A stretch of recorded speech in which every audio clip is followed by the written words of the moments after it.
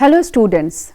In my previous lecture, I discussed about the structure, functioning, the positive and negative issues related to WTO. I discussed a lot about the critiques, assumptions and what they think about WTO. So in this lecture, I am going to discuss more about the relevant development of WTO.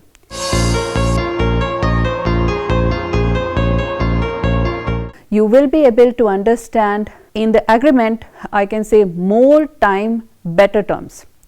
Legal assistance, secretariat services such as committees, trade and development committees, subcommittees on least developed countries, the Doha Agenda Committee, WTO technical cooperations such as training, seminar and workshop, some issues which were raised in participation in the system and opportunities and concern, erosion of preferences, the ability to adopt the supply side, and at the end we will discuss as a whole.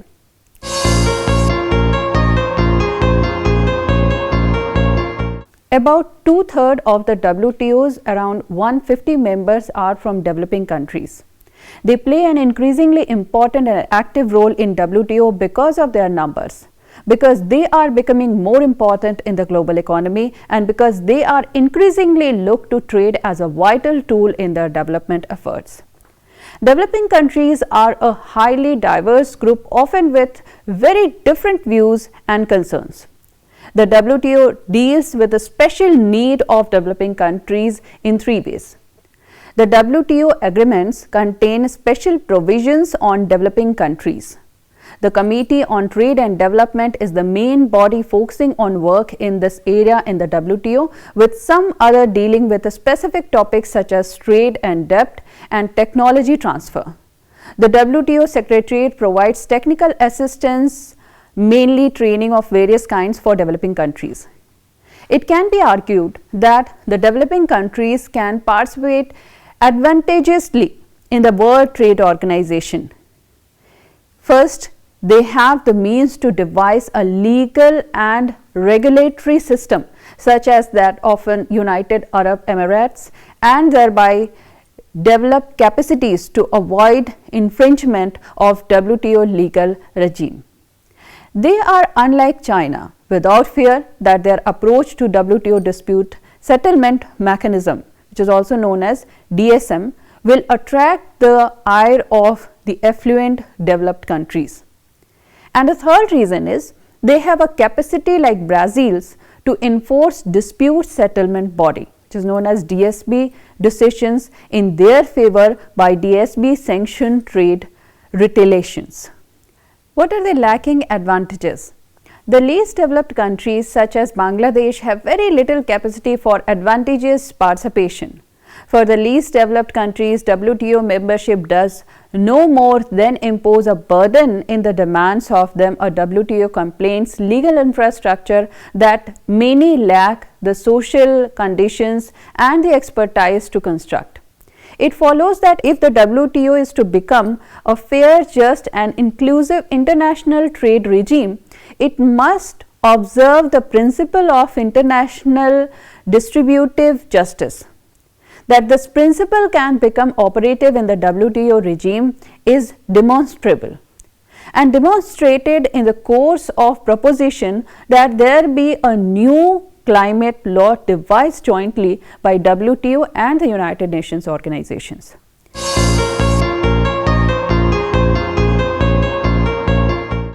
Now, as I used the term more time, better terms, so let me discuss. The WTO agreements include the numerous provisions giving developing and least developed countries a special rights on extra leniency, a special and differential treatment. Among these are provisions that allow developed countries to treat developing countries more favorably than other WTO. The General Agreement on Tariff and Trade, which deals with trade, has a special section which is known as Part 4 on Trade and Development, which includes provisions on the concept of non-reciprocity in trade negotiations between developed and developing countries. When developed countries grant trade concessions to developing countries, they should not expect the developing countries to make matching offers in return. Both GATT and the General Agreement on Trade in Service allow developing countries some preferential treatment. Other measures concerning developing countries in the WTO agreement includes extra time for developing countries to fulfill their commitment in many of the WTO agreements. The second is provision designed to increase developing countries' trading opportunities through greater market access, for example, textiles, service technicals, barriers to trade. The third is provisions requiring WTO members to safeguard the interest of developing countries when adopting some domestic or international measures, example, anti-dumping safeguards, technical barriers to trade.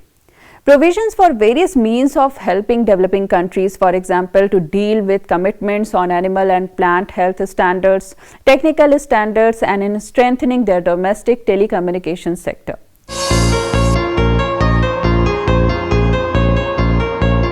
Now let me discuss about the legal assistance. This is a secretariat service which I am going to explain you. The WTO Secretariat has a special legal advisors for assisting developing countries in any WTO dispute for giving them legal counsel. The service is offered by the WTO's Training and Technical Cooperation Institute. Developing countries regularly make use of it. Furthermore, in 2001, 32 WTO governments set up an advisory center on WTO law. Its members consist of countries contributing to the funding and those receiving legal advice. All least developed countries are automatically eligible for advice. Other developing countries and transition economies have to be fee-paying members in order to receive advice.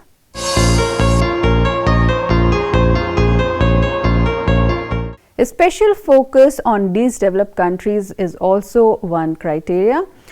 The least developed countries receive extra attention in the WTO. All the WTO agreements recognize that they must benefit from the greatest possible flexibility, and better off members must make extra efforts to lower import barriers on least developing countries' exports. Since the Uruguay round agreements were signed in 1994, several decisions in the favor of least developed countries have been taken. This meeting was conducted in Singapore in 1996. WTO minister agreed on a plan of action for least developed countries.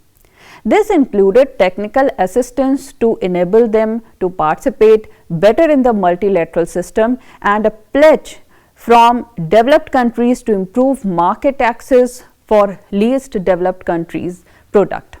In October 1997, 6 international organizations, the International Monetary Fund, the International Trade Center, the United Nations Conference for Trade and Development, the United Nations Development Programme, the World Bank and the WTO launched the Integrated Framework, a joint technical assistance program exclusively for least developed countries. In 2002, the WTO adopted a work program for least developed countries. It contains several broad elements: improved market access, more technical assistance, support for agencies working on the diversification of least developed countries' economies. Besides that, help in following the work of the WTO and a speedier membership process for least developed countries negotiating to join the WTO. At the same time, more and more members of governments have unilaterally scrapped important duties and import quotas and all export from least developed countries. A mission in Geneva being present is important but not easy for all the WTO's official business taking place mainly in Geneva. So, do the unofficial contacts that can be equally important, but having a permanent office of representatives in Geneva can be expensive. Only about 1/3 of 30 or so least developing countries in the WTO have permanent offices in Geneva, and they cover all United Nations activities as well as the WTO. As a result of the negotiations to locate the WTO headquarters in Geneva, the Swiss government has agreed to provide subsidized office space for delegations from least developed countries. A number of WTO members also provide financial support for ministers and accompanying officials from least developed countries to help them attend WTO ministerial conferences.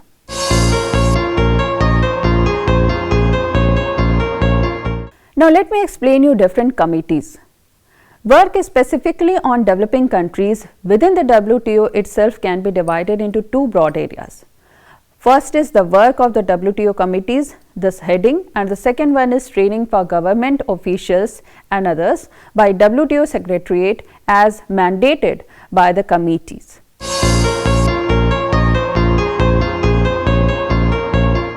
Now let me explain you a committee on trade and development.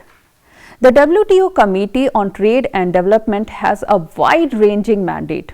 Among the broad areas of topics it has tackled as priorities are how provisions favoring developing countries are being implemented, guidelines for technical cooperation, increased participation of developing countries in the trading system, and the position of least developed countries. Member countries also have to inform the WTO about special programs involving trade concessions for products from developing countries and about regional arrangement among developing countries. The Trade and Development Committees has handled notification of Generalized System of Preferences program, in which developed countries lower their trade barriers preferentially from products from developing countries. Second is preferential arrangement among developing countries such as Mercosur, the Southern Common Market in Latin America, the Common Market for Eastern and Southern Africa (COMESA), and the Asian Free Trade Area (AFTA).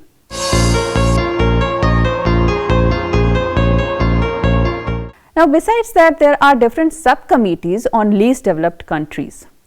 The subcommittees on least developed countries reports to the Trade and Development Committee, but it is an important body in its own right.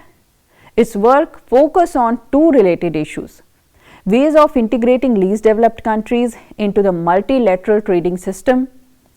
Technical cooperation, the subcommittees also examines periodically how special provisions favoring least developed countries in the WTO agreements are being implemented.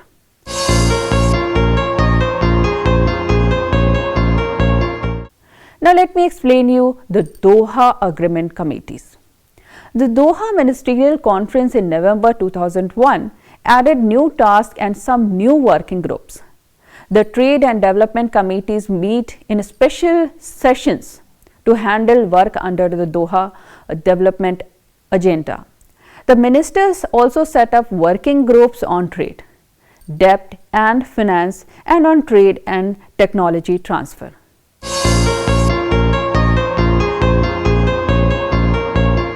Now, I am going to explain the WTO technical cooperations. Technical cooperation in an area of WTO work that is devoted almost entirely to developing countries, and countries in transition from centrally planned economies operate successfully in the multilateral trading system. The objective is to help building the necessary institutions and to train officials. The subjects covered deal both the trade policies and with effective negotiations.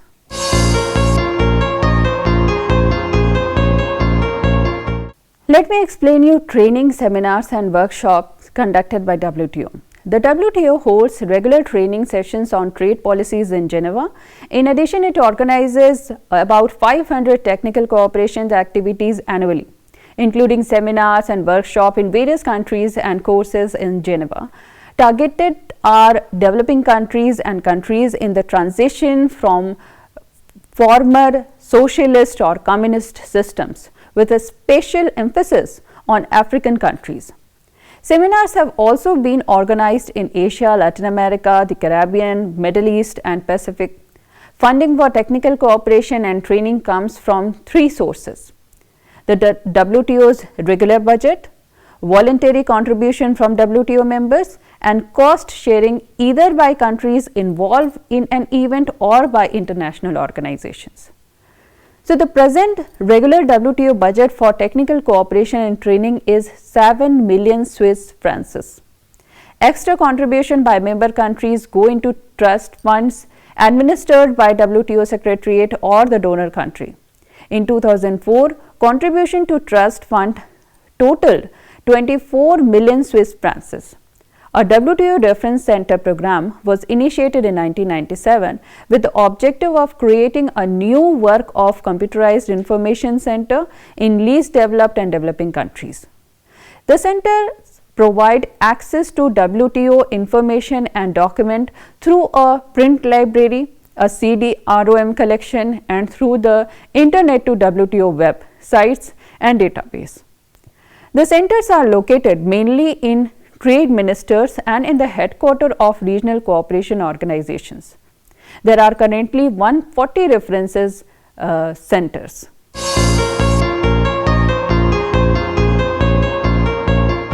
Now, let me explain some issues which were raised. The Uruguay round saw a shift in North-South politics in the GATT WTO system. Previously developed and developing countries had tended to be in opposite groups, although even then there were exceptions. In the run up to the Uruguay round, the line between the two became less rigid, and during the round different alliances developed, depending on the issues. The trend has continued since then. In some of the issues, the divide still appears clear. In textile and clothing and some of the newer issues debated in the WTO, for example, the developing countries have organized themselves into alliances such as the African group and the least developed countries group.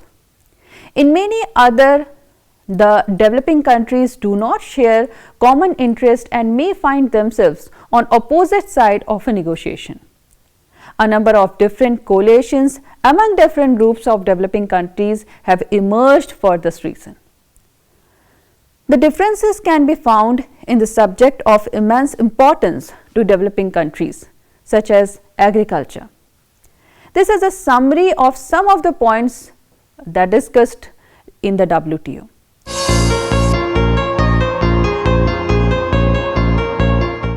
Now, let me explain the opportunities and concern related to WTO participation. The WTO agreements, which were in the outcome of 1986 to 94 Uruguay round of trade negotiations, provide numerous opportunities for developing countries to make gains. Further liberalization through the Doha agenda negotiations aims to improve the opportunities. Among the gains are export opportunities. They include fundamental reform in agriculture, trade, phasing out quotas on developing countries, exports of textile and clothing, reduction in custom duties and industrial products, expanding the number of products whose customs duty rates and bounds under the WTO, making the rate difficult to raise, phasing out bilateral agreement to restrict traded quantities of certain goods. These grey areas measures, the so-called voluntary export restraints, are not really recognized under GATT WTO. In addition, liberalization under the WTO boosts global GDP and stimulates world demand for developing countries' export. But a number of problems remain there. Developing countries have placed on the Doha agenda a number of problems they face in implementing the present agreements, and they complain that they still face exceptionally high tariff on selected product, that is also known as tariff peaks, in important markets that continue to obstruct their import-export. Examples include tariff peaks on textile, clothing and fish products too. In the Uruguay round, on average, industrial countries made slightly smaller reduction in their tariff on the products which are mainly exported by developing countries. approximately 37%. Then on import for all countries, that is approximately 40%. At the same time, the potential for developing countries to trade with each other is also hampered by the fact that the highest tariff are sometimes in developing countries themselves. But the increased proportion of trade covered by binding committed ceiling that are difficult to remove has added security to developing countries' exports. A related issue is tariff escalations, where an importing country protects its processing or manufacturing industry by setting lower duties on import of raw materials and components and higher duties on finished product. The situation is improving. Tariff escalations remains after Uruguay round, but it is less severe, with a number of developed countries eliminating escalation on selected products. Now, the Doha agenda includes special attention to be paid to tariff peaks and escalations so that they can be substantially reduced.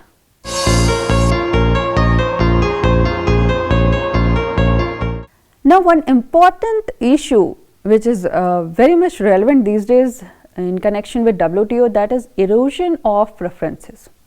An issue that worries developing countries is the erosion of preferences, that is a special tariff concession granted by developed countries on import from certain developing countries become less meaningful if the normal tariff rates are cut, because the difference between the normal and preferential rate is reduced.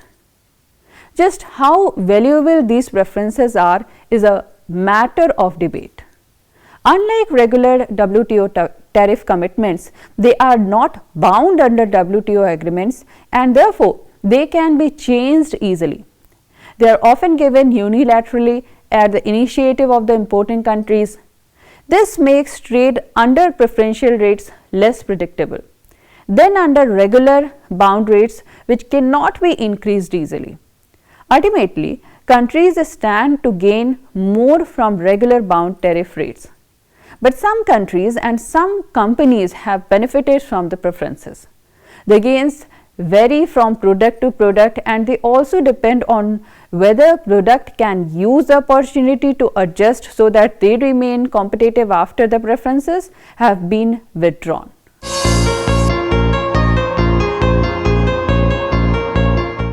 Now, the next issue is the ability to adapt. I will discuss the supply side of this particular issue. The question which arises is, can developing countries benefit from the change? The answer is yes, but only if their economies are capable of responding. This depends on a combination of actions, from improving policy making and macroeconomic management to boosting training and investment. The least developed countries are worst placed to make the adjustment because of lack of human and physical capital, poorly developed infrastructures, institutions that don't function very well, and in some cases, political instability.